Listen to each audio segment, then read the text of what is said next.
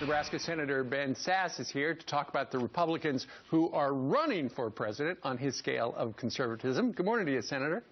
Good morning, Steve. Thanks for having me. Let's start with your colleague, Ted Cruz.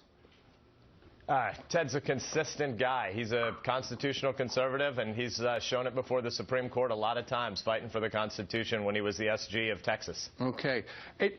Would you say, some have said he's the most conservative? Would you say that?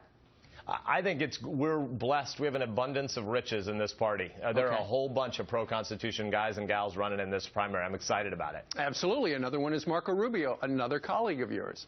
Yeah, I mean, Marco is an optimistic storyteller who paints a vision of American greatness in this next century, and it's built on a constitutional set of commitments. He's an exciting guy and candidate. What about Carly Fiorina?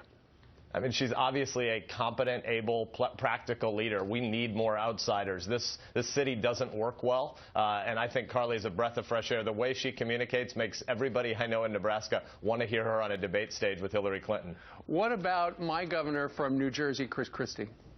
That guy is not only tough in the fact that as a former prosecutor, he would want to take the fight to ISIS and al-Qaeda residue and talk about the global jihadi fight. He's willing to tackle the hard issues with voters and talk about entitlement reform, and we need more of that blunt speech. What about Dr. Ben Carson?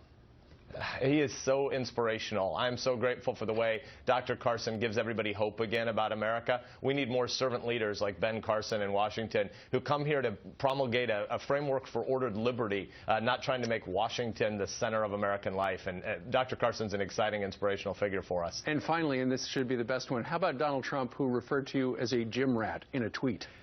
Hey, Mr. Trump.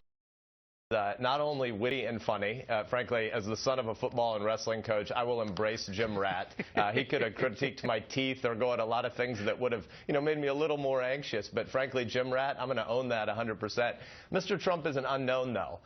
This is a guy who says if people screw you, screw them back. It feels like he might be advised by Lois Lerner. That's not the kind of thing we need to make America great again. We need a constitutional republic again. And what I hear from Nebraskans is, while Mr. Trump is great at diagnosis, we don't really know what he's for. He's right that America's in a crisis, but that isn't a joke. It's a serious matter. So you just say, he's an unknown quantity, so it's hard for you to grade.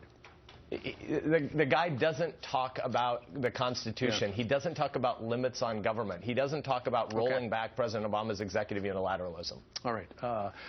Ben Sasse, the senator from Nebraska. Ben, thank you very much for joining us.